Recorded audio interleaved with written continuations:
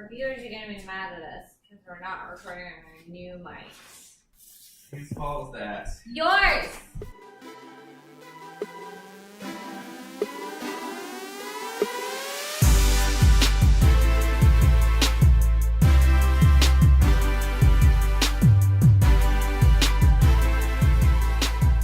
Hello! Hello! Welcome to Couple Podcast. Hello. Hello. Hello. I am your host, Raven. Hi. That's Jesse. Hi. Hi. We're drunk as hell. Anyways, this I'm is... not. Raven is. No, I'm And she likes to drunk think as hell. everybody is. No, Jesse's also kind of drunk. This is a weekly podcast about yours, mine, and ours favorite things in the whole wide world. In this universe that connects us all. Not really that exciting. It's It's a good podcast, though. You're the fucking worst. Anyways, today... What do we have to say? So last week our Contest announcements. ended. Yeah, Yeah. last week our contest ended. Our contest ended on Sunday, which technically in the world that you and I are living in, that hasn't come to pass yet.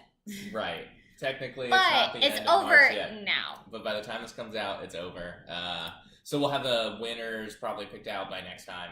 Yeah, soon. Yeah, we'll pick them out. You'll We'll hear reach about out it to them, and if once you they get want. back to us, we'll announce them on social media. Mm-hmm. Once we arrange delivery and whatnot Yep, of all the goods. Yep.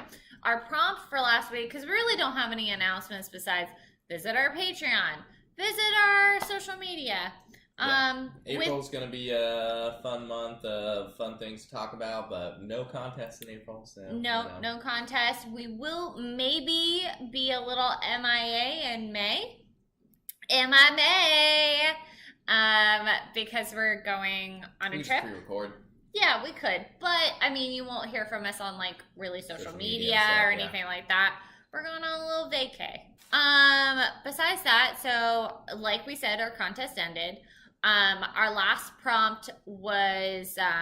Podcast ideas. Yeah, podcast ideas, which today we're actually doing one of those. So, stick around for that.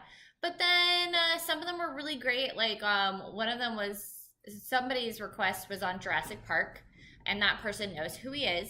Mm-hmm. And that person knows that we're not going to do a Jurassic Park episode until he comes in as a special guest. So... Yeah, I've got no interest in trying to figure out Jurassic Park topics. Yeah, he's literally... he's our planned. inspiration for that. I think I could do a really good Jurassic Park episode, but I need a better co-host. I don't know. I saw the movies. They were good.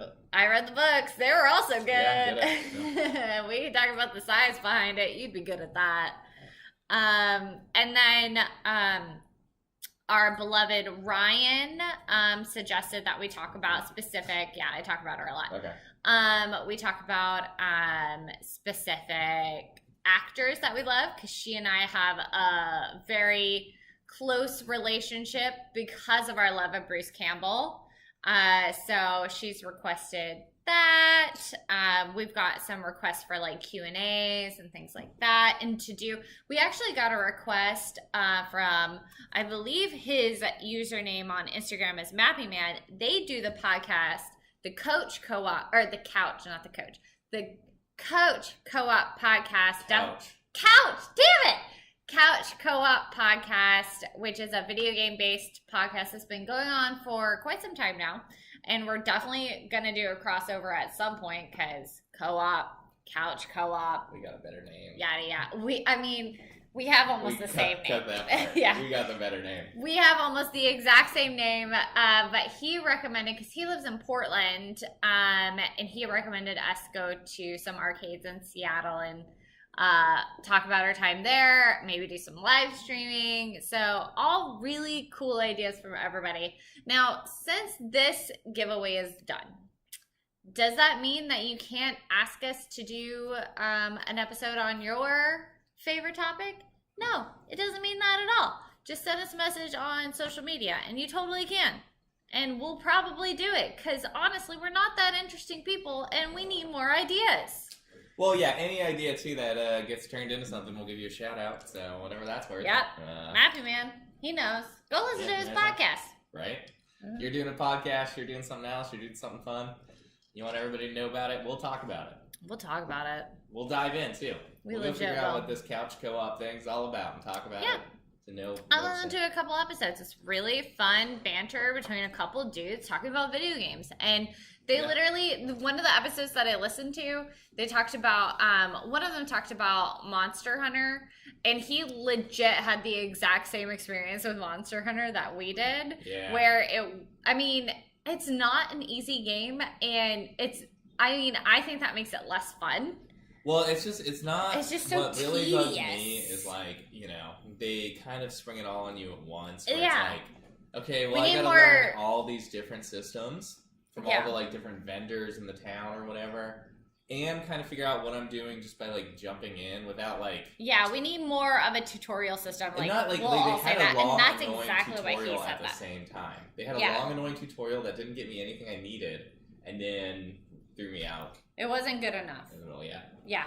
But they've got cute cats. So, what are you going to do? Yeah. What are you going to do? Stop playing it. Yep. Like we did. Unfortunately. Okay, so, let's move on to our hotcakes, because we're kind of being really loosey-goosey with this episode, because, 1, we didn't set up the mics in our podcast studio like we said we were going to. 2, I'm drunk as hell. 3, Borderlands 3 was announced this week. Do you have some hotcakes, or is it all on me? No, I've got some. Yeah, you want me to, you start, or I'm just going to talk about Borderlands 3 for the next hour. Well, PAX is going on. PAXEast is going on, or is over by now. Maybe. By the time the podcast comes out, I don't know the schedule for PAX, because I be haven't been to a PAX. It'll be over by the time. But I feel like it's been going on for literally ever. It goes on through the weekend. It's just like a Comic-Con. But anyways, so PAXEast should be done by now. So we'll have some more stuff on that later, and we'll get deep into some of the things that we really want to see out of it. But there's lots of stuff coming out of it. But at the same time, this past week or so, Apple came out with an announcement. They had some stuff to add to their whole offering. They're trying to get into the subscription game with not only Apple TV now as a subscription service, which is really interesting because they might cancel making hardware for Apple TV, because you can get they announced that the app would be on Fire TV and Roku and stuff like that, right? Oh, that's really cool. So if you can get the Apple TV app on your Fire TV, I think that's the way to do it too, because for specifically our home is very Amazon based. So exactly. Everything I think it's a good idea to have some kind of interchangeable kind of development with Amazon and Apple. I think that's the smart thing to do. Yeah, well, and it's like right now we could control our Apple TV through our Alexa, right, or something similar. We could do that stuff, but that's an extra step, right? Whereas we've got the Fire TV. But then the question is, do we need the Apple TV service? Probably not. And I don't know what the price is per month, but we probably wouldn't get it. So no, because we just got the Hulu we live got Hulu, TV service. We got Netflix, we got Amazon. Do we really need it? We got HBO now because of Hulu. Exactly. Yeah. It just seems like a thing that we wouldn't need, but... Yeah. Also, can we talk about how awful Apple's remotes are? I think we've talked about it before. I think we might have talked about it with Richard when he was here. But they're so bad. I hate the remotes so much. And I don't know that the Fire TV one's better, though. That's the thing. You never know. But that's probably what we'll go for. We'll go for the Fire TV Cube instead. But yeah, what else? They announced their credit card, so Apple's going to have an official credit card, which is Sorry. Yeah, Apple's going to have an official credit card, which is all metal, right? So it's going to be one of those nice cards. Yeah, laser I think engraved. I saw on Reddit, too, people were saying, oh, this is what everybody's card looks like. This is what your card would look like. So you can get, a preview of, how cool your card will look. It'll be a cool card. In the world of, credit cards that are cool, the Chase one, I can't remember the exact card. Any card that's metal is on my really list nice. of cards that I use more often. The Amex Platinum card and above are all metal as well, and they feel really nice. They're really cool, but who cares about that stuff for credit cards? But the Apple one will be a nice credit card. The real thing with it though is they're gonna partner. Like that's gonna be how they do the upgrade every year iPhone plan now. It's going to be through like their credit card instead of using like a third party, right? Because they service. do like financing services for their phone, so they could just do it through their own card instead. Yeah, so the credit card is really what like the cool thing about it, other than like you can use it everywhere, you get reward points everywhere. Would be that like these Apple devices that everybody does buy and want and are expensive are going to be like kind of based off the credit card now for like the monthly transactions and stuff. It's just interesting. I don't know why, but in my head, I'm like putting credit card like slogans in my head, like Apple, what's in your wallet? What's another one? I don't even know. That's the only one I can think of. I just see Samuel L. like there saying Apple credit card, what's in your wallet? I'm sure the other ones have them, but like literally. Or Jennifer Gardner, what's in your wallet? Yeah. A condom. 1982. From 1982. Were you born then? Maybe. Yep. But yeah, what else? What did they announce? AirPods 2 were a disappointment. They canceled the AirPower. I don't even know what that is, to be completely honest. Yeah, so you gotta pay attention. The AirPower mat was the wireless charger. I was busy with other things, if we're being honest. It was a big, wide wireless charging base that you could put you could put your watch on, you could put your phone on, you could put the AirPods 2 on, and it would charge them, right, wirelessly. But the thing is, the reason they canceled it, and is because they could not live up to their own standards. So this is for anybody who really cares. The way wireless charging works is it uses a series of coils and magnets that activate the charging and then facilitate the charging. Mm-hmm. And even like, so they were trying to fit in 32 coils, which I think like even the most advanced wireless chargers now, like power mats and stuff like that, have at most 3 or 4 coils in them, right? So they were going way above and beyond. That way you could truly just like throw your phone on it and it wouldn't matter if it was like this way, this way, this way, this way, this way, like they're hitting it at all sides. Yeah, it could lay anywhere on the mat, and you could have your watch and your phone, and it doesn't matter. We'll figure it out. It was a lofty goal, and even with Apple's money and resources behind it, which actually reminds me of another thing. The dude who designed all the Apple chips since the first 64-bit, the A7, I believe, left Apple like this morning. So yeah, he left, and Apple's kind of declined to comment, but like the future, like he maybe designed one more chip with them, and it's like it's a huge fucking deal. Like, it seems like that probable at that point if they don't. I mean, if he was all they were using for that particular technology and that lead, then probably at some point they're going to end up being behind on innovation in that exactly sector, yeah. Like they're gonna take a huge hit on innovation on their chips unless they can hire there's probably like a dozen people in the world that you can hire. That's not a lot. Yeah, and like they're gonna have to pay like buku bucks to get somebody out there who can design, right? Not to mention that he owned like 60 patents. Hey guys, if you're in the business, if you're in the business of making chips and developing technology for that, there's some demand at Apple for you. Yeah, and it's just Apple makes all their chips in-house. That's like a thing they do, right? The A7 yeah. And stuff so like does that, the Mexican restaurant down the street. They make all their chips in-house. Yeah. But yeah, they make all their chips in-house, and that's why it's a big deal. Because like either they're going to be like super fucked and have to hire somebody and have an inferior product, or have no innovation for a bit and get behind Samsung, right? Or they're going to have to do what Samsung does and buy outsourced chips. Yeah. Well, so in entertainment news, recently, not necessarily the most recent, but the Avengers Endgame has released a couple of new posters. One of them is the release of like a series of posters that has the different Avengers, quote unquote. Avenge the Fallen is the name. So we get to find out a lot of people that are still around. Like Pepper Potts is still around. We had no idea going into this movie whether she was alive or not. Yeah. So they came out with these posters that specifically have these other people in them. One of them being Valkyrie. Yeah.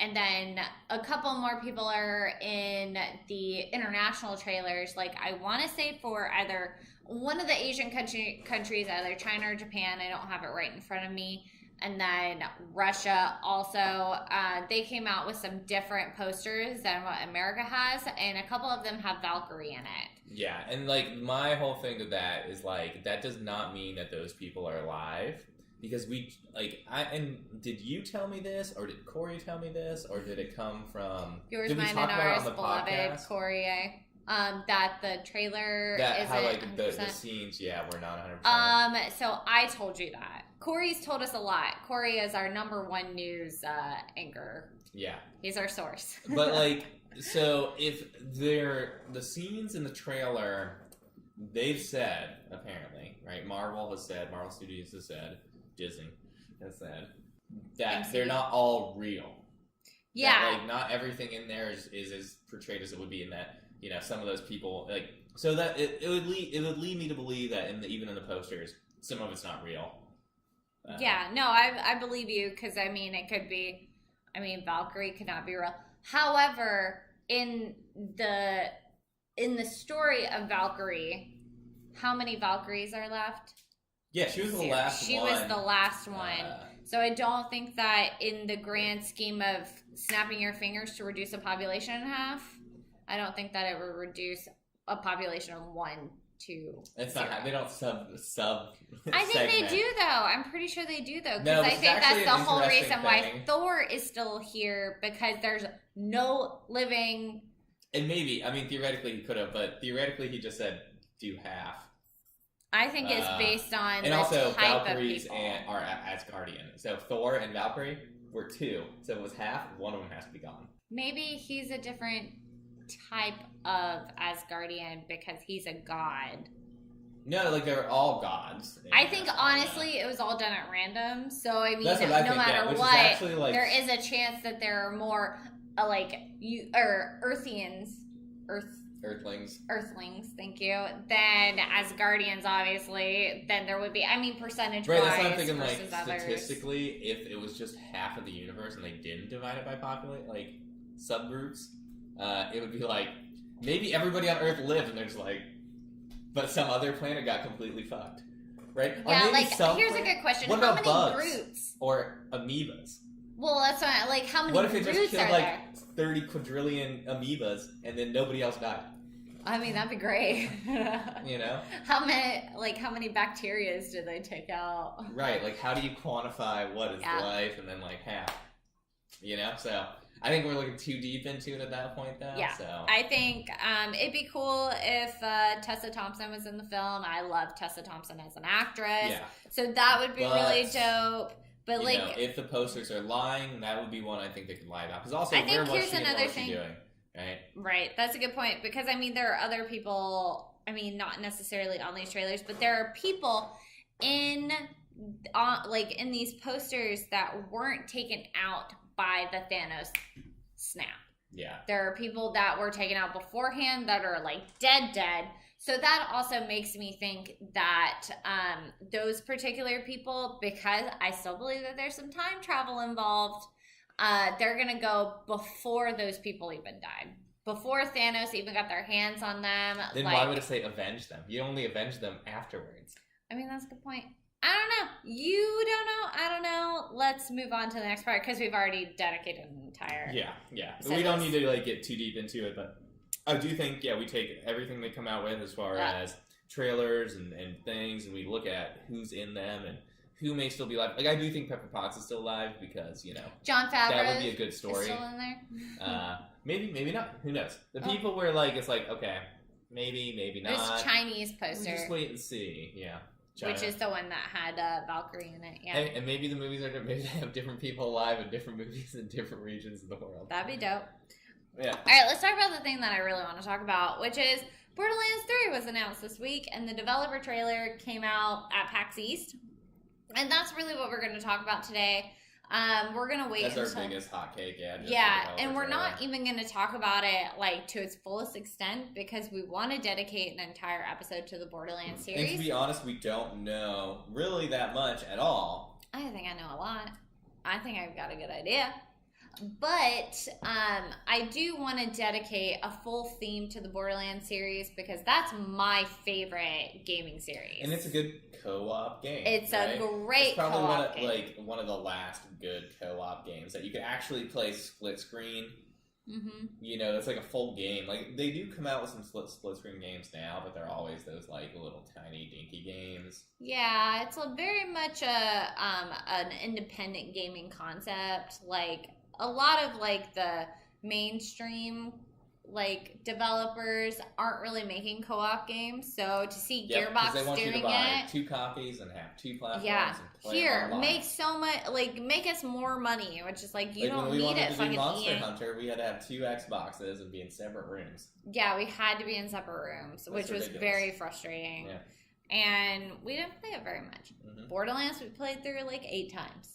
Yep. Because we get to be in the same room. I'm assuming that Borderlands 3 is going to be the same way. It is going to be the same way. And that's one of the things that Gearbox in this announcement really like bragged upon is how they're still split screen. They're still here for the co-op games. They're still going to come out with them. They came out with other Risk of Rain or something like that. I haven't played it, but they talked about collaborating with a lot of other independent developers. To the point where they're basically bragging that they're one of the only gaming companies that still produces co-op split screen games. Yeah, and so we're always here. Yeah, exactly, because that's what I want. That's what you want. Yeah, we like playing together, and we like playing together in the same room. And I don't think there to be story behind it, and lots of content. And I don't think it's asking much for a family or a group of friends to have one gaming system to play the same game together. Like, I don't see how that's asking for too much in a game to just make it split screen and make it so that you just need the one. Like, Switch it, like Nintendo's doing it to where everybody can play Smash Bros. Together. And yeah, it's not necessarily the same because you're not getting as much story from Gearbox, and that's how they're doing it differently. And that's why we truly appreciate everything that Gearbox does. We're here for whatever they produce. We truly appreciate it. And Borderlands 3 is on that too, where I love their story. I've always loved their story. I love the humor in their games. The Borderlands series, independent from like Gearbox, right? Of course, they made it, but it hits all the kind of stuff you want to see, right? There's good story. Mm-hmm. There's good humor, action, as far as like there's fun weaponry. Yeah, the weapons are fun. Combat's you really fun. Feel like you're jumping and shooting and like, oh shit, I'm about to die, right? Like you have that good feeling when you're trying hard for something. Yeah, right? It doesn't come easy. Exactly. Well, no matter what level you are, too, right? Yeah. I love the RPG elements because I love a good RPG. Yeah. But it doesn't matter. It's all just as hard or just as easy, and like it just depends. Like there's a level of skill and a level of grinding. Yeah. That I enjoy. Which you really like. Yeah, for sure. Yeah. The artistic style is really... I always love the artistic style, which is something that you definitely... So, with the new Borderlands 3, you're getting that same artistic style. It really does look the same as if you played Borderlands 2 and Borderlands 1. I mean, besides the fact that now it's in 4K, but the other two are in 4K now. That's something that they announced in the... Right, and I don't think that artistic style... it's not like there's a difference between 4K and 1080p. It's just, it's just that, I mean, everything's kind of faster and better. Just lower latency or whatever. And it's now transferring to all of the games and the DLCs and everything that we've gotten before up until now. Those are now being released on PS4 and Xbox One, and you're getting them at 4K, which is exciting. I mean, we'll probably go back and play Borderlands 1. Just to really get that experience, and we'll play through Borderlands 2 again just to go through it, and we'll probably stream those on our Twitch, so when we start doing that, we'll let you know. But that was an exciting part of the announcement. Another exciting part of the announcement, besides Borderlands 3, which we'll definitely get into, is they're coming out with a tabletop game.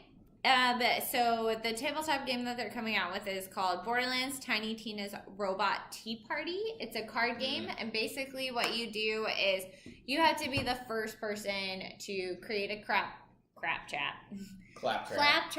out of cards that you draw, and you could have the original claptrap, you could have gentleman's claptrap, pirate claptrap, a ton of different ones. Combinations. Yeah, and it's just a lot of fun. It seems like something fun that we would do before we have friends over and we start playing like longer, more tedious board games. It just sounds like a lot of fun. Yeah. And I will totally purchase it. Board games are always good and fun at any time, right? And yeah, we love our tabletop games. Related. The cool thing though, so it's just the card game though, right? Like there's it's just a card game. Somebody out there should start a Kickstarter to see if they can make build your robot. Actually like a robot. Like assemble little pieces like Legos or whatever. I don't know, something not Legos. That claptrap.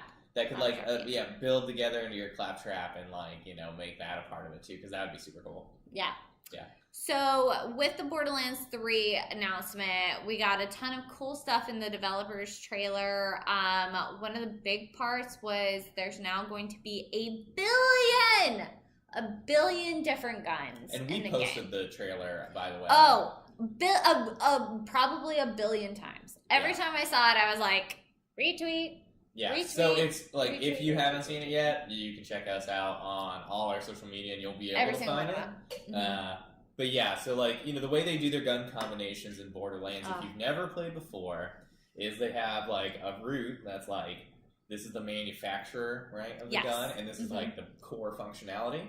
And then they randomize different effects, different appearances, all on it. So when they say a billion, they mean a billion different possible combinations of guns. Basically, like, no playthrough, you won't use the same guns in any given playthrough, right? Like, you go through and you're like, pick up a gun, it looks exactly the same, but it has slightly different effects and, like, a different rate of fire, so it's, like, more automatic or shoots a different type of bullet and all that stuff. And, like, the combinations are not endless. There's a billion of them. There's a billion, but that's a lot. But it's near endless. Yeah. And they actually, Borderlands has the world record for the most amount of different variations of guns in a game. And so they're breaking their own record in producing a billion guns in this game. Yeah, like no other game. Like, sure, games will be like, oh yeah, you have different effects and you have different damage ranges and different fire rate ranges. But they go just like a step further, really. Like, and you have to see the different guns and see it to believe it, right? But they go a step further. Of course, they also too, if you haven't played though, they do their guns like They rank them, white, green. Yeah, in the way that you would see up to orange for epic. And oranges, like there are a lot of epics, orange ones that are pre-canned, right? And they do super uber stuff. Yeah, they're really cool. So, like, but whenever, like, because, like, what gives me anxiety, right, with the billion gun thing is, how do I get the best gun? I think it's going to be the same where very similar, if not the same guns drop at certain bosses, and that's what you're going for. Best guns. Exactly. Yeah. And now they're going to have guns that walk with you or run with you. So they have guns with legs. That's got to be, like, a ability or skill or something, or... Yeah, it might just be a specific type of gun that that's pretty, not necessarily rare, but pretty exciting when you get it. Yeah, I just can't see how that, maybe when you reload, instead of, it, drops to the ground and follows you for a little bit, or... I don't know. We'll see. Find out, yeah. We'll actually learn more on April 3rd. That's when they're going to release more information. But one thing that's also really cool is the playable characters in this game. Obviously, so they have a couple of the same kind of class kind of ideas. Like they have like a mech person who like has a ton of guns and has like a I want to say it's like a droid that kind of like follows them and like flies. Mix maybe of the Gunzerker and the what was it called? The droid? What like Gage's Necromancer, but it's more like it's like a drone, to be honest. It's a drone, and that's what she has. And like the ones that the drones you fought? Remember Yeah, in the one she shot, like the Hyperion drones that you fought. She kind of has those. And then there's like a robot character that looks like it can get creatures and other animals to fight with you. I could obviously be wrong about all of this. I'm just speculating. But it looks like that's what he can do. Or she can do. I don't know the robot's gender. Then there's obviously a siren, and she looks to be a super badass. Basically, when she turns and activates her ability, she grows 6 arms. Like, she gets 6 super buff, cool-ass arms that come out and probably do... Like guns and all of them. She does. Yeah. Well, no. I didn't see any guns in the trailer. So it could just be... That'd be good if that were like a path you could get skill-wise. And she could have 6 guns. Yeah. And then just unload, yeah. Yeah. And I'm also thinking, like, it could just be like a Krieg in Borderlands 2, where he does melee damage. Yeah. Right, because it doesn't seem like so far they have anybody that does really a lot of melee damage, whereas Zero in Borderlands 2 of the original playable characters did melee damage. So that's what she could do, which is exciting for a Siren because they aren't... A lot of times they're kind of seen as like the more squishier characters. They do a lot of like ground control, DPS. Yeah, so if anybody doesn't know, Sirens are like basically the magical, superpowered people. They're usually females in the game. Female. Yep, they're all female based on the lore. They're all female, and like basically they use a special type of power from a special type of purple stuff. It's purple stuff. Iridium is what it's called, and they use that to produce magic. I mean, you play the game for like 5 seconds, and it kind of makes sense. Like you're on another world. Iridium's like the thing, and this power is like it's weird. Like so, they're only like I think it's 7 of them. There are only 7 of them in the entire universe. Sirens.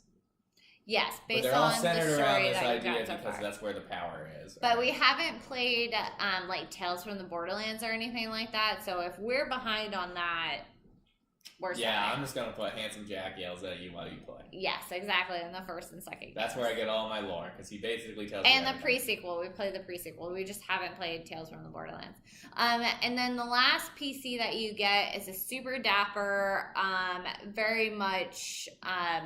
I mean, goes with all of the very, like, Sir Hammerlock kind of characters in the game. He seems a very high class, very educated, very colonial English man who looks like he can do similar to what Zero can do in Borderlands 2, where he can produce a clone of some kind. We're not entirely sure. That acts as kind of a distraction.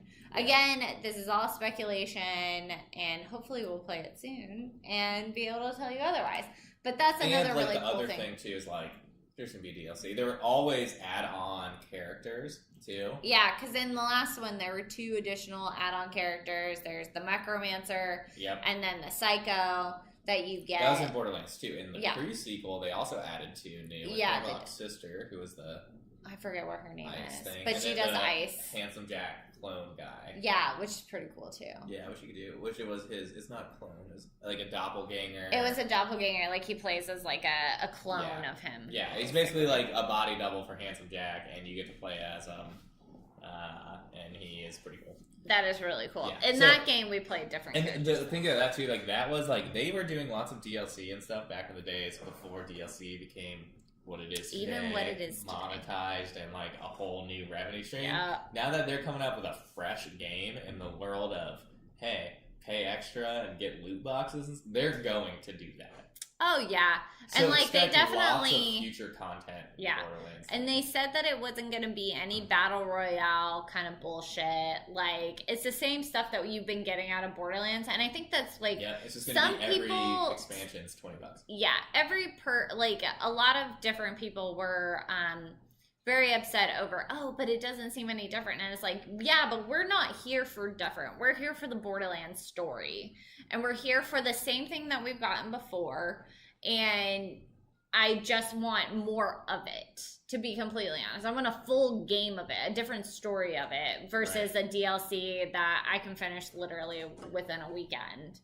Like, it's like they gotta think like, okay, do we want to get the people who've played our games in the past to buy the third one to continue the story and keep going, and they'll still buy some stuff. And guess what? They're all old and have money. Yeah. So they will do it. That's like us. We're older. We have money now. Give us more Borderlands. Or do we want to get like this battle royale thing going and get like the pretty cheap buy-in from the new yeah. young people, but alienate some of the older people, right? Like, and yeah, who has the money?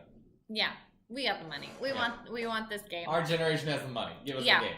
Last thing I'm going to talk about, because after this, like, we're of course going to talk about Borderlands in the future. We're also going to stream it on Twitch, so we're going to talk about it a lot. But I want to talk about the villains in the game, which is basically it's a cult.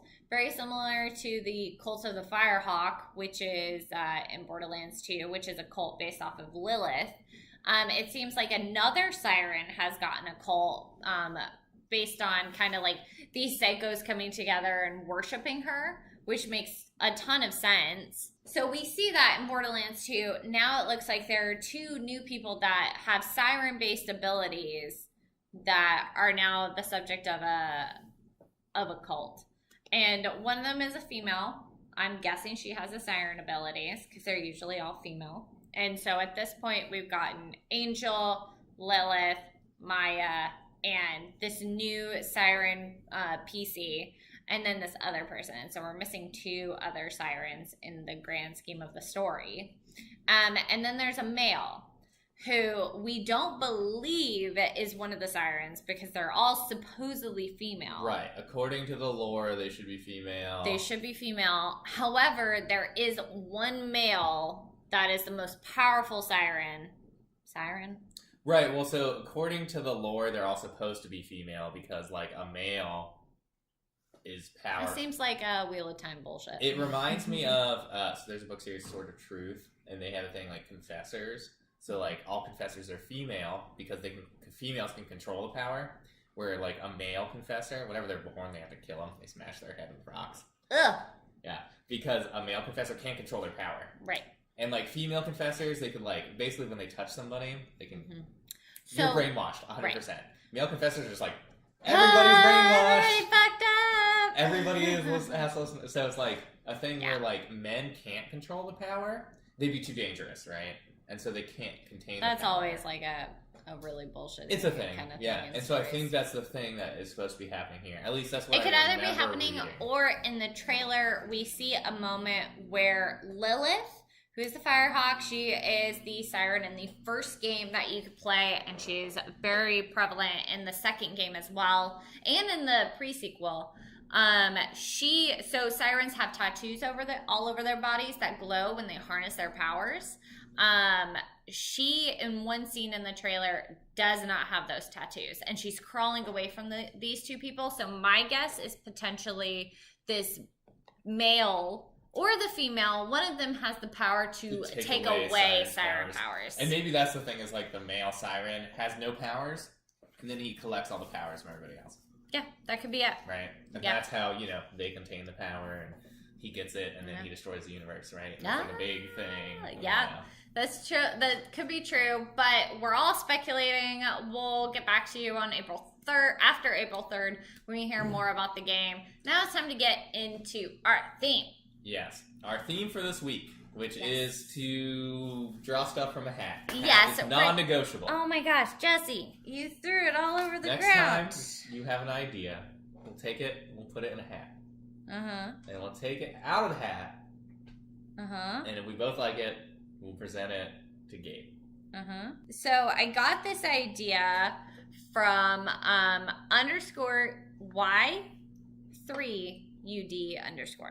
And he has been very kind of active in our giveaway. The giveaway for Jesse's giveaway. Yeah, I don't even know. Maybe you would. I'm thinking. I don't know. But he's been very active in our giveaway for Jesse's birthday. And when it hit in the last prompt where we asked what your ideas were for other episode themes, was for more challenges, kind of like they do on the YouTube. I don't know if you kids have ever heard of that before. It's a new website. All right, so for the challenge that we're doing, I went on YouTube. I did a lot of research, and what is hip and trending right now? I know what's trending on YouTube. How to fix a toilet. Cool. Anyways, no, how to change a light bulb. But anyways, trending for you on YouTube. Yeah, trending for me. It says it's trending. I think it's trending for the entire internet. Probably is. Is the my first time tag. And we're not here to talk about the first time we ever had sex. We're not doing that. That's not what our podcast is for, unfortunately. If you want that, go elsewhere, because we're not talking about that. Uncle Billy Bob. What's that? Who yours is? Okay. Anyways, we're gonna pull randomly generated. Randomly being from a hat, and I wrote. I don't understand the concept of the hat. So basically, what we've done is we've written down a bunch of cool my firsts that we'd like to talk about. We've written them down on paper for all you kids that don't know what that is. It's made out of trees. Yeah, yeah, exactly. And we're gonna talk about our firsts of all time. So Jesse, do you want to draw one out first? Yep, let's do it. My first time drawing a piece of paper from a hat was just now. Really? Was it just now? You've never drawn paper out of a hat before now? Yeah, probably. Really? I mean, do you remember? I don't remember my first time doing that, but I've done it before. Yeah. First pro sports game you ever went to. I do not remember what the first actually is, because I know I went to a lot as a kid.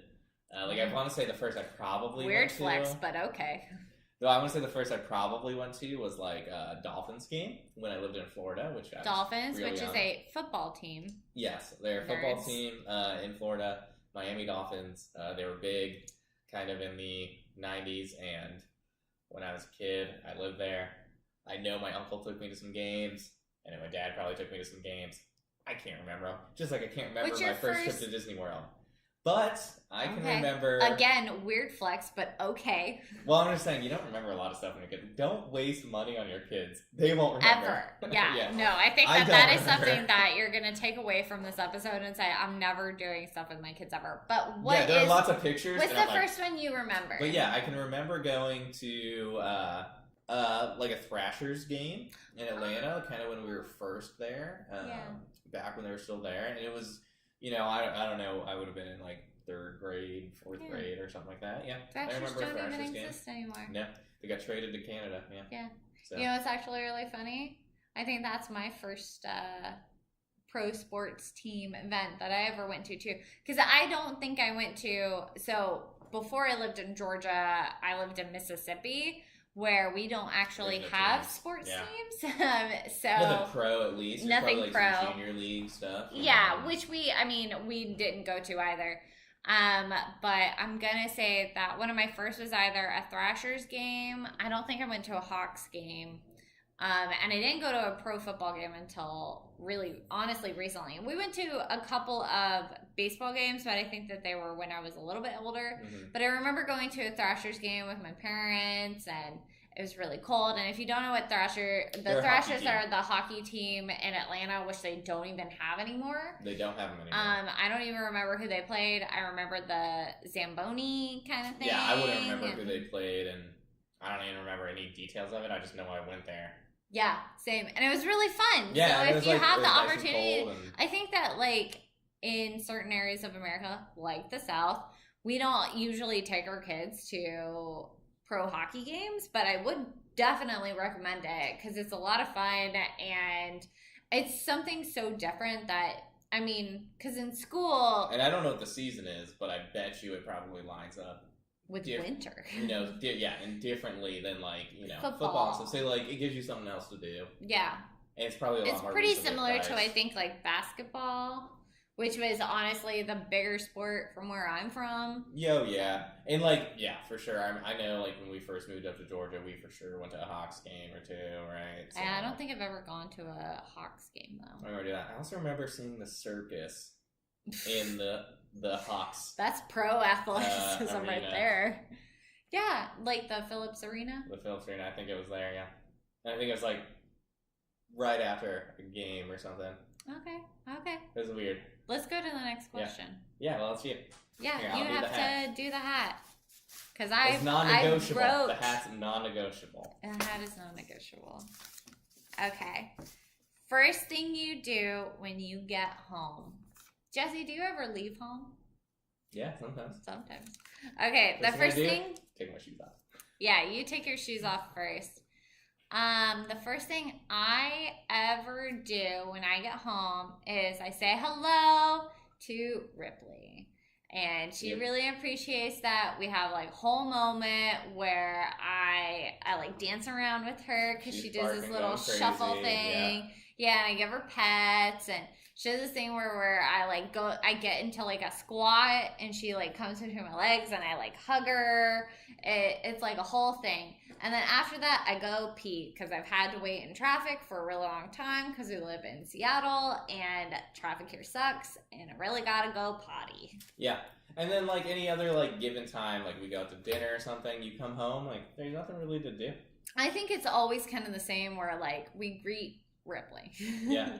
Like even so, like, okay, let's say you came home after like a really long trip though. Yeah. After a really long trip, I know what you do. You usually take your pants off. Yeah. Because you're hot. I usually am hot, yeah. But I like to like, if we're like went on vacation and we just got home, probably just like go lay in bed. Yeah, I usually like lay in our bed's we have nice, guys. Yeah, it's so good. Yeah. We were like and they tell you this, when you shop for a bed, don't scrimp. Yeah, we didn't scrimp. Yeah. We're flex, but okay. And get the most expensive bed you can afford, and because you sleep on it so much, like you're in bed a third of every day. Yeah. So like when we go to like, you know, anywhere in the world to visit people or to like stay in hotels and like visiting like beaches and stuff, I don't know, it doesn't matter. Anywhere, the beds are worse. The beds are way worse than our bed. We love our bed. Yeah. But like one thing our bed for us. Yeah, I think one thing that we do quite often, especially now that like we live in a townhome, is when I first come in, I go lay in the corner of our sectional. But the thing is, our sectional compared to our bed really fucking sucks. We hate our couch. So, probably would have been better in comparison if we didn't have the bed. Right, that's true. But we really hate the couch, but I go there first, like when we went to Mississippi before we first released our first episode. I think the first thing I did do was go to the corner of the couch, and it was just like, is this the best we could do? This is the best? I don't think so. It sucks. Yeah. Yeah. By the way, yeah. Yep. That's the first stuff. Yeah. But All right. better. Yeah. How about the next one? Get a next one. Next one is first alcoholic drink. I mean, I 100% had a sip of my dad's beer at some point when I was younger. Yeah. I don't remember those times, though. So let's say my first legal alcoholic drink, because also, high school had alcohol. I don't remember. Hey, don't say that stuff. No. The cops will come get you. What's statute of limitations? Like, I do remember one thing from high school, though, is, like, you could totally, like, one beer, and, like, you were pretty good for, like, 6 hours. Yeah, right? Dumb. Like, an entire party, you basically have one beer, and you're like, okay, whatever. Okay. Yeah, I'm feeling good. I've had like 4 or 5 beers tonight. No. I barely feel it. Jesse, have you had 4 or 5 beers today? They are Bud Light Limes. They're Bud Light Lime-A-Ritas. Yes. They're at 8% alcohol content versus like a regular beer is like 5%, like a light beer. They're pretty high. The point is, when you're a kid, it doesn't matter. You were just trying to skim over the fact that you were drinking Lime-A-Ritas. But when, we have them and I want to get rid of them. That's why. No, Jesse always has a pack of Lime-A-Ritas in the house. We got them a long time ago for a party, and nobody wanted them because they're so bad. Yeah, they're really bad. Nobody drank them. I mean, they're okay probably if you turn them into a margarita, but we tried to and we didn't like them. Anyways, go back. When I was 21, the first thing I did, like, you know, I had to go to school and work, and then at the end of the day, I went out with a bunch of coworkers and got trashed, and the first thing I had was, like, probably, like, a Guinness, or, like, it was probably a local beer, but it was a dark beer. I remember it was a dark beer, and that's all I remember. Yeah, it was Mm-hmm. at the Globe in Athens. Oh, I love the Globe. That's a fancy schmancy bar. Yeah, that's all we only ever drank at the Globe and Trap House?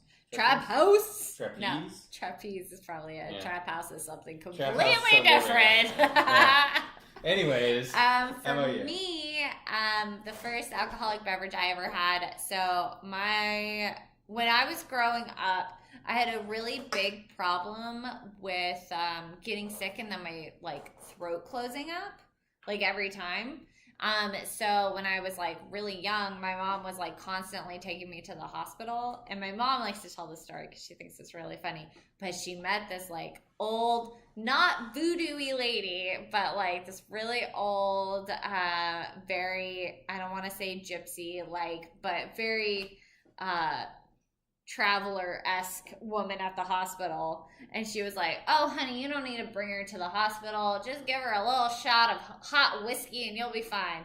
And so that's probably my first, and that was when I was a baby.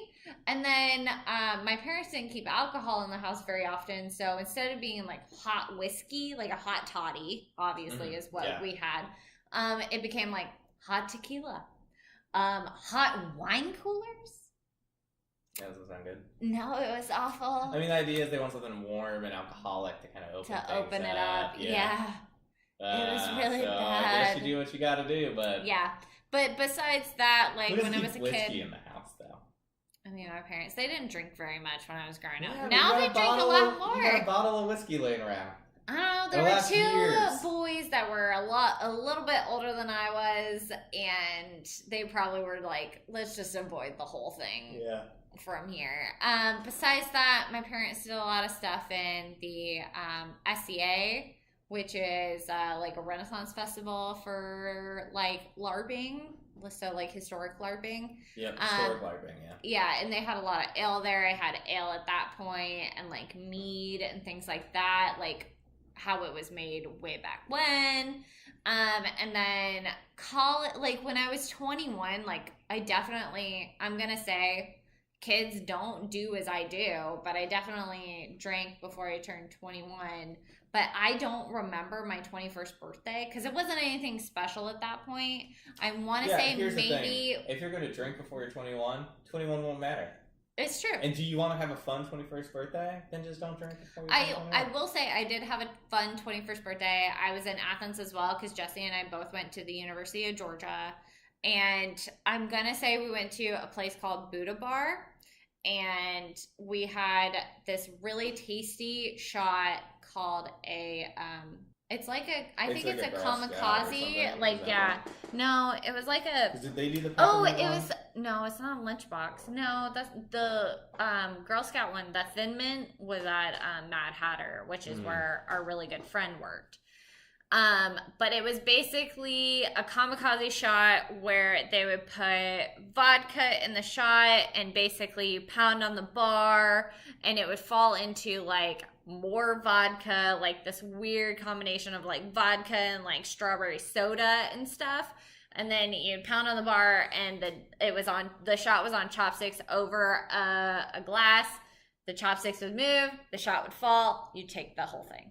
Yada yada. That's what I remember on my 21st birthday, and that's literally all I remember. Yeah. Yeah. It's not exciting. When you're old, nobody cares. Yeah. The rest of it is, way more of an experience where I remember the scent at, those SCA events where, my mom or my parents would have ale, and they'd let me have a little sip, and, things like that are much more memorable, especially in comparison to... I mean, you drink illegally and it's not fun. Yeah. Yeah. You get drunk. Alcohol's an interesting thing, kiddos. Yep. Okay. All right. Oh, is it my turn to pick one? Okay. Sorry. Okay. First ever, this is for you, Puddin'. Okay, first ever cell phone. Let's do mine first, because mine is really easy. So, I had a Razor. Yeah. I think it's my first ever cell phone. I don't even remember when it was. I think it was when I was in middle school. So, I mean, I wasn't very young. I wasn't very old. I was like really right in the middle. And I had a silver Razor. I think it was like a T-Mobile or something. I didn't get mine until high school. So, really? Yeah. Well, I mean, technically, I think it would be the same year then that we got ours. Probably. And like, I had to argue for a while that like, everybody's getting cell phones. Like, cell phones are the next thing everybody's going to have.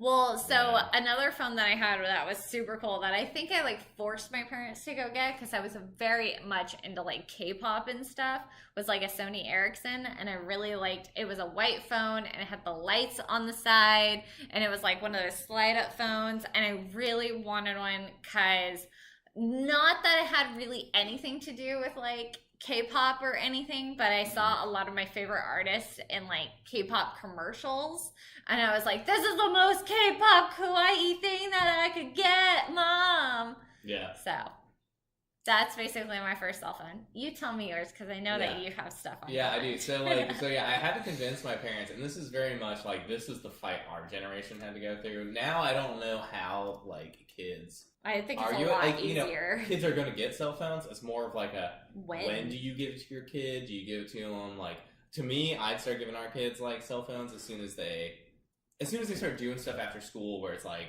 that we're not involved in. Yeah. It's like, okay, well, you're staying for band practice and it might end early, right? Or soccer. It might end late, whatever it may be. Like, they just got to let us know, right? They got to stay in touch. Yeah. Prior to that, I'm going to know where they are, and I'm going to be the one dropping them off and staying there. And picking them up, Yeah, so it's sort of, they don't need it. Or if there's like an adult that's specifically in charge that's going to let us know if it gets out early or later. Right, like some after school programs for elementary schoolers probably operate that way, right? So exactly. Either way, now it's less of a struggle. Then I had to be like, like, I don't know, I had to wait for my mom like for 3 hours at least a dozen times before she was like, okay, yeah, you can have a cell phone to let us know. And at first, too, she started trying to give us... You're making your mom sound like a bad... Well, it's just, they didn't, cell phones is not, like, a thing to them, right? Like, we love you, Chrissy. And, like, so they, my mom would give us her cell phone, and we'd go on, like, a band.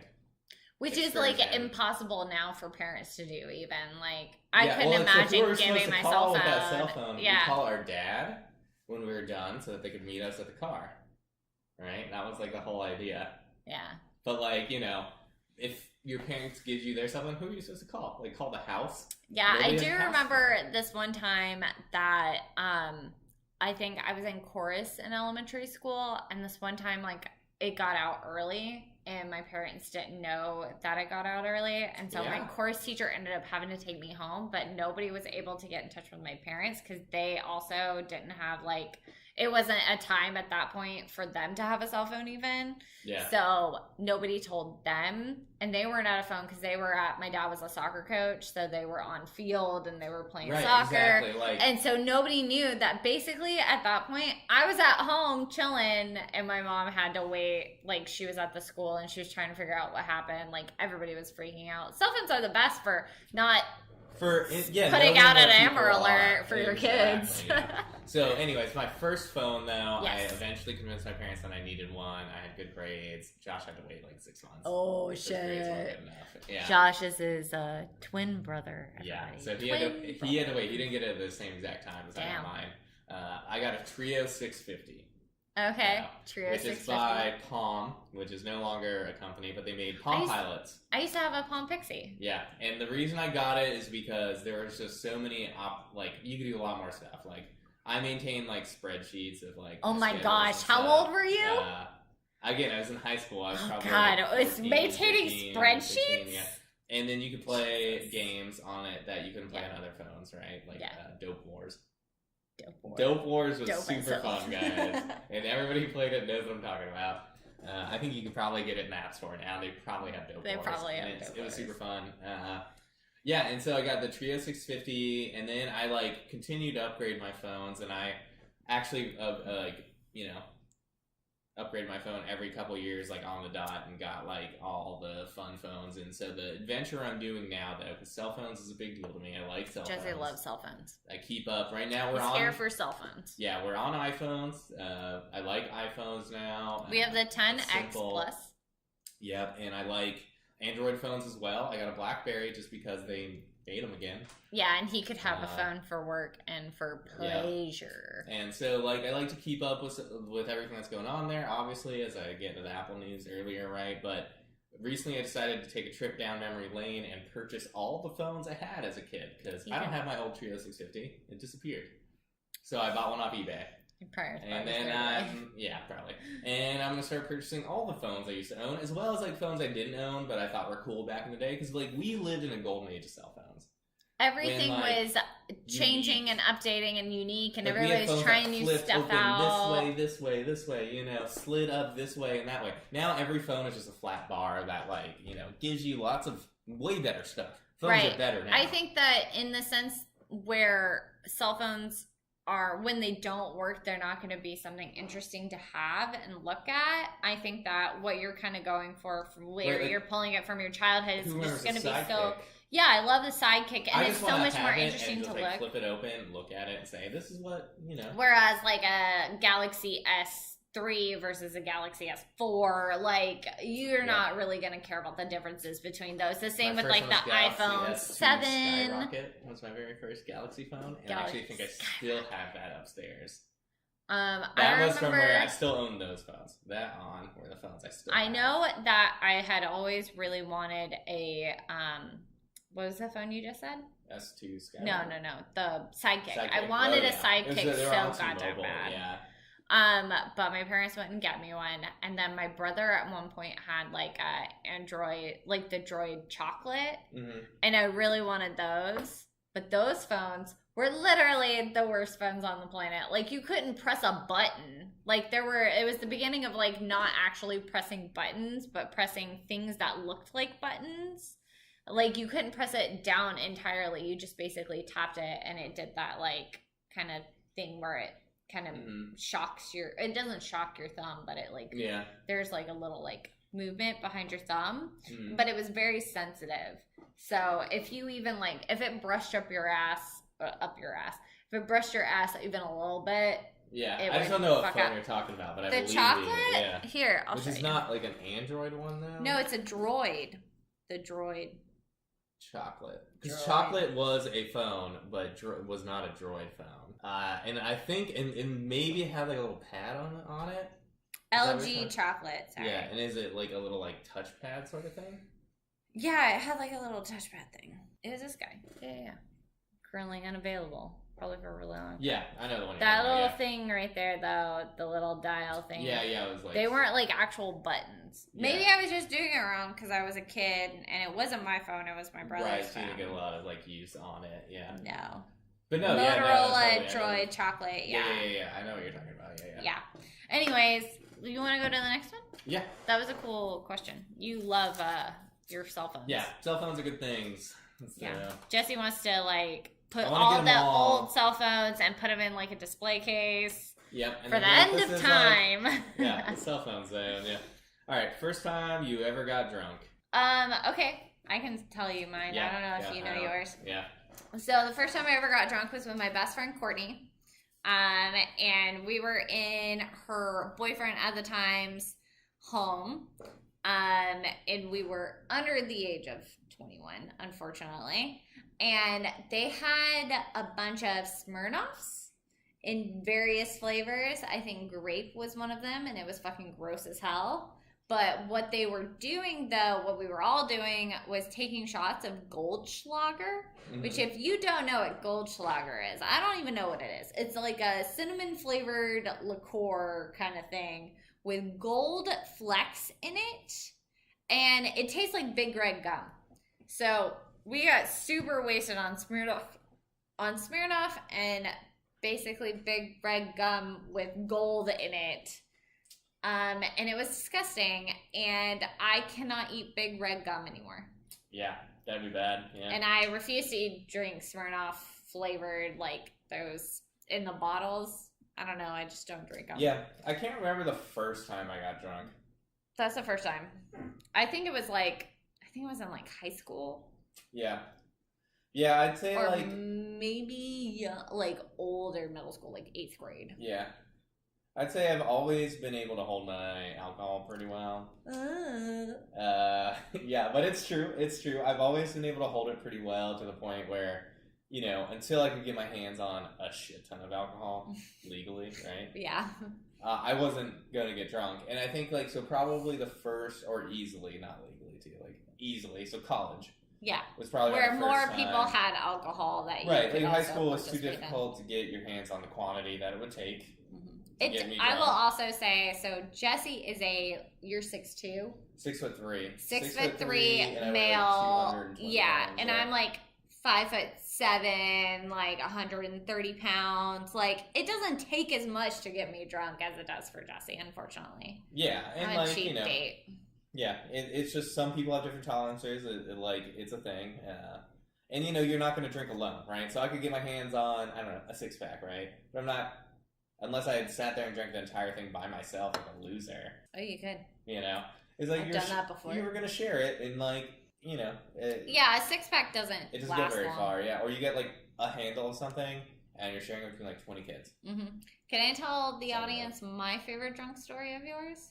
I mean, you can tell them, yeah. But I was going to go with, so the first time I did me. get drunk in college that I can remember is, in freshman year, one of the first few weeks we were there, we got, straight off the bat, let's just do it. Yeah, well, we got 7 bottles of vodka, and we got all the 7 colors of Skittles, and we made Skittle vodka of every color, and we took a shot of every color.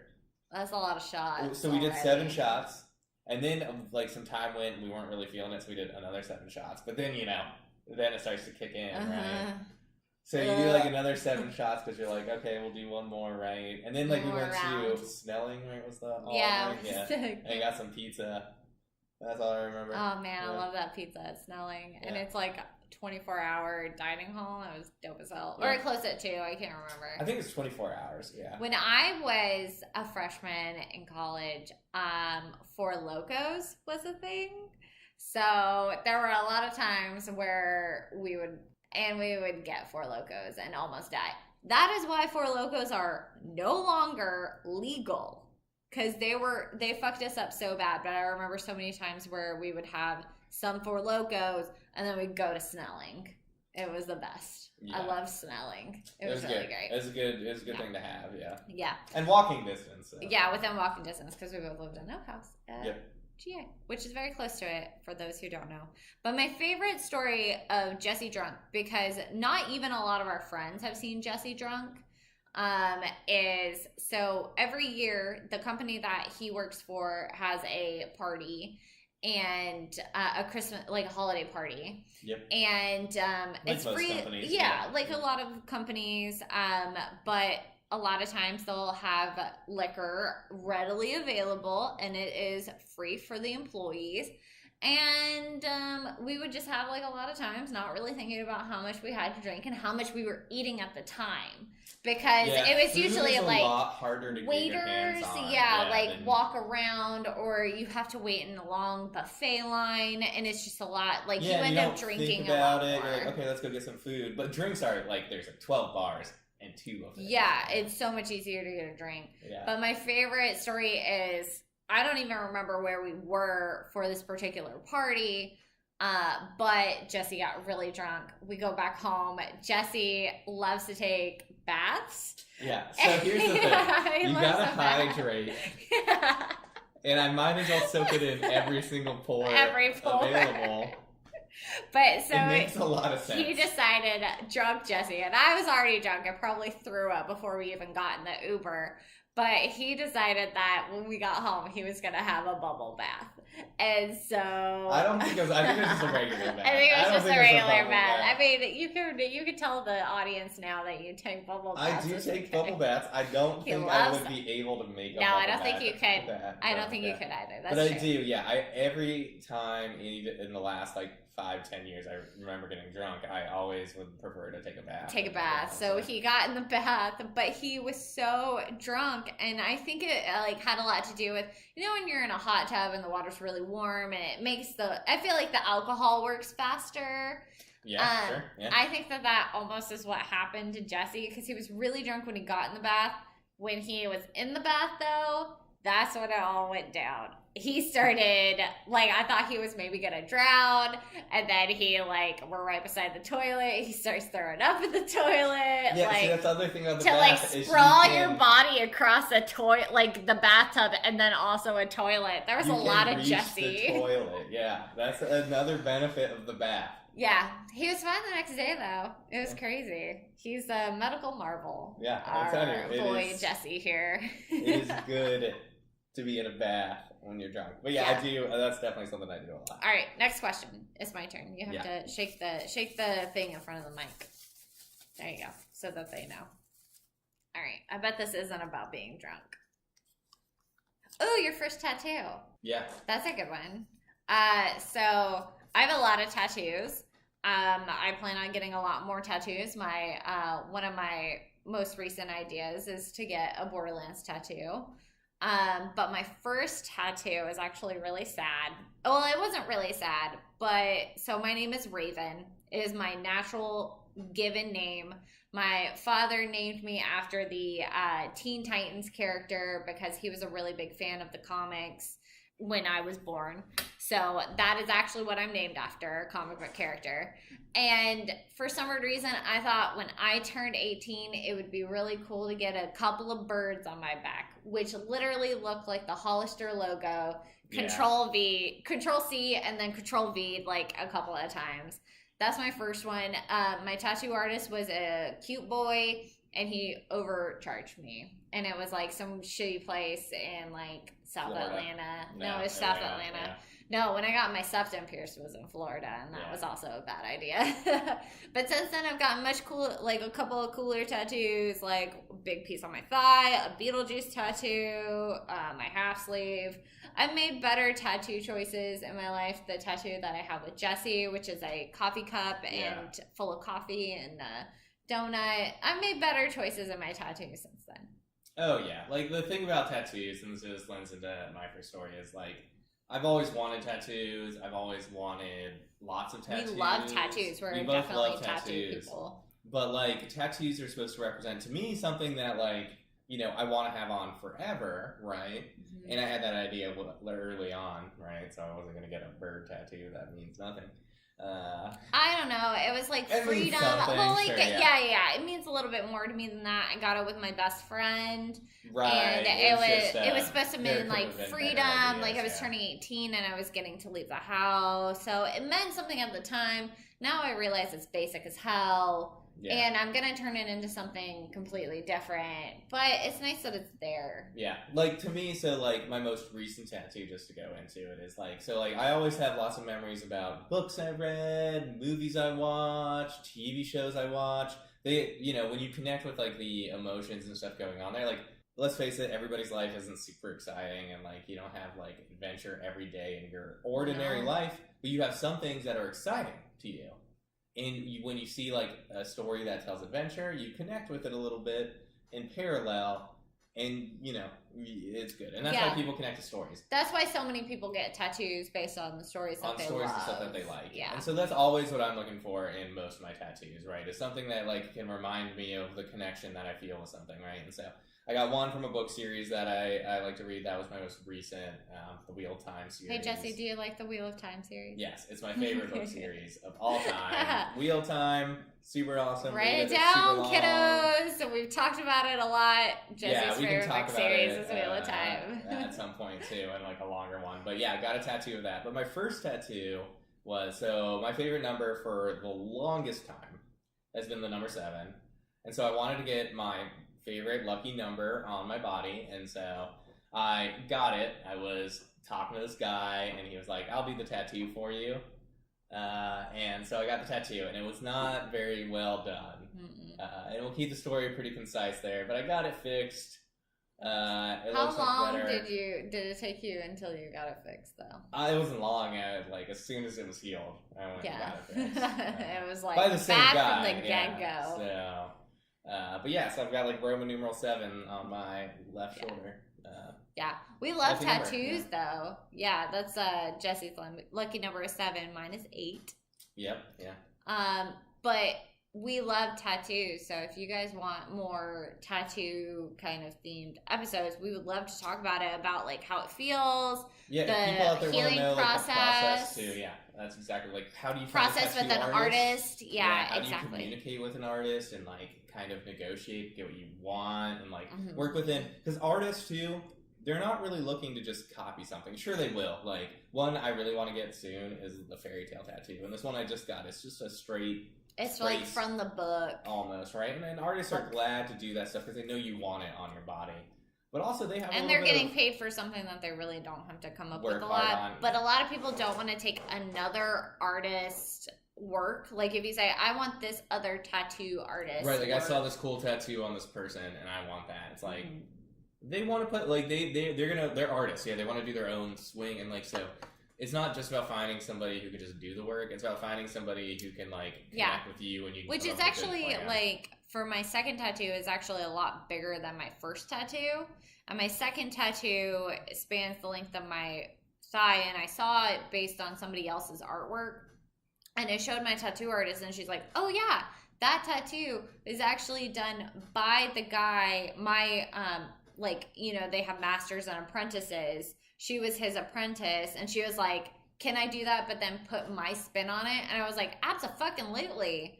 Whereas I have this like thing on my shoulder that's like basically Hollister bird. So this dude was like, "Here, let me make this kind of cool for you." Yeah, tattoos and art these days for sure. So definitely, we can talk about it. If you guys are interested, let us know. I would love to. Have a whole episode about tattoos. it. Maybe we'll try and talk to somebody and see if we can get somebody to like guest star in a tattoo episode too or something. Yeah, I think we know a couple people. Yeah, who would be glad to do a podcast. Yeah. So anyways, let's do a couple more and then we'll do a couple more and then we'll call it quits. Okay. What's this one? So this one is first best friend and do you still talk? Aww. I mean, it's kind of lame because my first best friend would always be my twin brother. Oh, but that's so nice. Because like it's a given. Mm-hmm. We've been with each other forever, and we still talk. We're still best friends. They talk on the phone. Like I don't talk on the phone with literally anybody unless they force me to. We're like a Jesse family talks. Of, like, we like to talk on the phone with his family, and it stems from my dad because like he can't text or email. He never does. He's in our group text quite often. Oh yeah. He has gotten better, but like he was always like a person who would like just call. Yeah. Randomly, and so like I think we all just call. Yeah. So that's why we do it. But I still talk to my brother. Outside of that, I have best friends that, I don't talk to anymore. That's right. Like I know there was some kid in elementary school and I just can't remember his name right now. Who was like a best friend and best friends. I bet like your like brother was always consistently your best friend. So it's it makes it a little easy bit to easy. Ditch your friends when you have one you have that you're not ever right? gonna ditch. You can't. Your mom won't let you. Yeah. So current best friend Richard though, still talk to him. Aw, buddies. Yeah. I'm not your best friend. Well, yeah, that's a given too. Ripley. Ripley is so angry at you. You should see her face. That's why. Yeah, they do want food, but they'll be fine. Yeah. But anyways, so how about you? So first best friend that I can remember in like elementary school, her name was Kayla, and Ayuka. She was great. She actually, like, we don't really talk because I moved away, like, in elementary school. And that's what, like... Yeah, that was, like, a big thing, because you moved from Florida to Georgia. There's some kid in Florida, I just can't remember his name right now, but, Yeah, and, like, so she and I still talk. So that's something that's really different, I think. Whereas with a lot of friends that you've kind of forgotten about, you just don't ever talk to them. She actually, I think it was like maybe a year or so ago, she like sent me like a picture that she had of us of like kindergarten graduation or something, where it's like the two of us. Yeah, and we played softball together. Yeah, it's something great about Facebook. My first ever best friend in Georgia, though, I do literally, she is my heart and my soul, and that's Courtney, and we've been friends for, I think this year we're coming at 18 years, and so our little best friend baby can vote, can buy cigarettes, I believe. In some states I think it's 21 now. Maybe. Oh, well, that's good. But Courtney and I are still best friends. She was the maid of honor and witness in our wedding. I was the maid of honor in her wedding. Literally the best friend a girl can have. Besides that, it's probably my mama and then you. Yeah. I love my mama a lot. I have a really great relationship with her, so I still talk to all those people. Yeah. Which is very strange because I don't talk to a lot of people. Well, yeah, and that's the thing. Is as you grow up, it gets harder to talk to people, and so you start talking to people every once in a while. Like, we have some best friends that we still love and we still talk to every once in a while. Adam and Rebo, right, moved away. We love them, yeah, and that's what happens a lot when you're an adult. When like, you're an adult, a lot of people move life away. takes you places, and it's hard to keep up with people the same way. But that doesn't mean that those feelings and stuff aren't still there. Those friendships leave. Friendships aren't still there. Locally, my best friend is Jenny, which is Richard and Jenny, honestly, and you'll hear a lot from them through our podcast. Yeah, all sorts of stuff. Yeah, I think like we're gonna invite Jenny to be on our Game of Thrones episode, which is coming up in a couple weeks. So honestly, like, we love these people and we think you'll love them too, and that's why we invite them on our podcast. Yeah, friendship is great, and we love best friends are great. Everybody's a good friend. Yeah. So, all right, let's do mine. One last one. Ripley, were you smelling the hat? Oh, okay. First time you were on a plane. I can go first. I haven't been, because you're on planes more often than I am. So the first time I was ever on a plane, I believe, was in high school. Mm-hmm. I was a part of a career and technical student organization in high school called TSA, or Technology Student Association, and I was our state president. And so because of that, I had to go to the national competition over the summer, which that year it was Denver. And that was the first time I think I ever went on a plane. And that trip was the first time I ever saw a dead body. Yeah. Besides my grandma's, but like in real life. Yeah, on the streets. On the streets. A dead body. Denver's got a bit of a homeless problem. Yeah. They do. It's a homeless person, and it looks like they just died in their sleep on a bench. Yeah.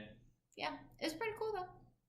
I mean, Denver. Yeah, Denver's a cool dead town. body. I mean, like, Denver's one of my exposing yourself towns. to those things is pretty cool. But yeah, Denver is absolutely beautiful, and I loved it so much that a dead body didn't really bother me all that much. Yeah. So I definitely fly a lot. I mean, there were years I was flying literally every week.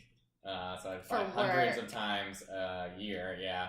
And this is recent, but like, so flying to me has just become sort of it's hard to remember. It's so easy.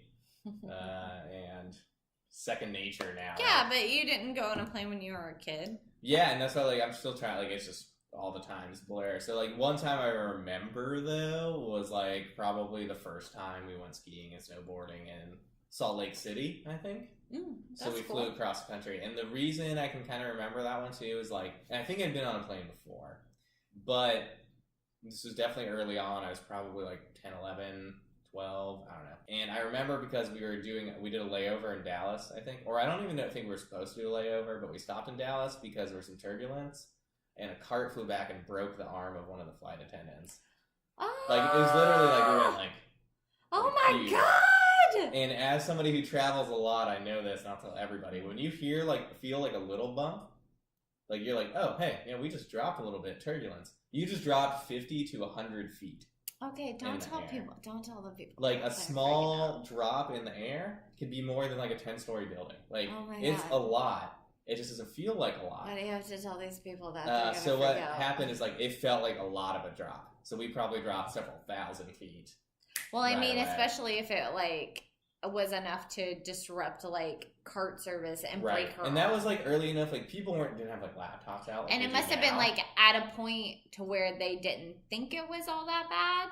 And they brought out cart service? Yeah, exactly. Or something like that, yeah. And, like, so it's like this, people don't have laptops out like they do now. Mm-hmm. But I remember, like I had a book, and my book flew up and hit the top of the plane. Oh, that's a lot. Yeah. That's a lot. Like, we're talking like when you drop like 100 feet, like your book isn't going up off the table. Buddy. Right, yeah, that's a lot. So I remember that. And also, you're a nerd. Yeah. I remember that. Because they didn't have TVs and stuff on the... They had TVs, I think, maybe in some seats, like in first class probably then, but they weren't in all the seats like they are now. I mean, this was like back in the day they had the phones that you could pull out and slide your credit card and make a phone call. So yeah, they don't do that anymore. They don't do that anymore. Nope. Yeah. But That's crazy. It was... That's scary. Yeah, it was an interesting time. But that was, I mean, again, I think I flew before then, vacations, stuff like that, but that was one that I remember from when I was younger. Yeah. Now, literally, I'm pissed off when I don't fly first class. Because you're bougie as hell. Yeah, if I'm like on the upgrade list, and it happens to me a lot actually, so I get pissed off about it a lot, but I end up being like, there are 3 first class seats available. You're number 4 in the upgrade list. Every time. Yeah. Because you're bougie as hell. Or like the worst is like, you're number 1 on the upgrade list, but somehow I still don't get it. Mm-hmm. Yeah. Somebody else buys it happens like pay all the fucking time. So yeah. I don't know. I get pissed off about those things now. Yeah. So and then I just fly all the time. It's great. Yeah. So do you want to do one more? No, I think I'm good. I think we're good. More. Yeah. Well, like we didn't do any of the ones like first movie, first video game. Didn't do any of those. We just didn't get them. We got a lot of the drunk ones. That's the way the cookie crumbles sometimes. As Bruce will say. Yeah. But yeah, so I think we are good. I think the animals are that's good to go. And yeah, I think they're we're being done annoying. Recording, so. I agree. Yeah, so that's it for our podcast. Yeah, that's it for this episode. Yeah, we're going to have more episodes, of course, so make sure you tune in next week. Which next week, hopefully we have more to talk about for Borderlands. Yep. And just video games in general at PAX. We'll have more PAX information. will be done for sure for us, so we can get more into that. We'll hopefully have the winners of our contest. If they've gotten back to us, we don't want to release any names prematurely in case people decide not to. Yeah, or no-go to, like, sometimes we'll reach out to somebody and they don't answer. And it's like, well, we're moving on, man. So okay, bye. Yeah, we're trying to give away stuff, not sit there and get ghosted. Yeah. So and then hopefully next episode will also be in our podcast studio, which we started setting up today. It's been a busy we got all the furniture so far. We got all the furniture. Yeah, we just got to put the shit in the shit. Yeah, shit in the shit. Yeah. But anyways, thanks for listening. We'll talk to you next time. Or actually, make sure you can check us out on social media. So you can follow us on Instagram, Twitter, Facebook, all of them. YouTube at Co-op the Podcast. Stay up to date on all the latest and greatest in nerd and cool news, pop culture news. Yep, and even better if you support us on our Patreon. You can talk to us directly in Patreon, the podcast. We have a cool Discord channel. It's patreon.com/co-op the podcast. Okay, that's one. But no, the Discord channel is Co-op the Patreon. Co-op the Patreon is the Discord channel. The Discord channel. We're pretty cool, and we talk on there. We do, yep. Be sure to follow us on all those things. We're thinking about some more contests in the future, making more content to put on our podcast. So the more patrons that we get on Patreon and the more people that just listen to our podcast and support it and share it on social media and recommend it to their friends and family, the more likely we are to do those things. Yep, everything that we get on Patreon and through listeners like you goes directly into the podcast. Yes, it does. Yeah. Not just our pockets, but also your ear holes. Yeah. Well, it's all going into the ear holes now. Mostly just the ear holes. Just into the ear holes. And into your video game consoles through the form of, and on your bodies. What are you Video games and t-shirts. Yeah, through gifts and giveaways. Anyways, you can follow me on all those social media platforms as well at Jesse, JESSECO_OP. And then you can follow me at Raven_co-op or Coop on Twitter and Instagram. Yeah, all those things. Also check us out on coopthepodcast.com. And that's it. Yep. All right. That's it. Later, guys. Okay, bye.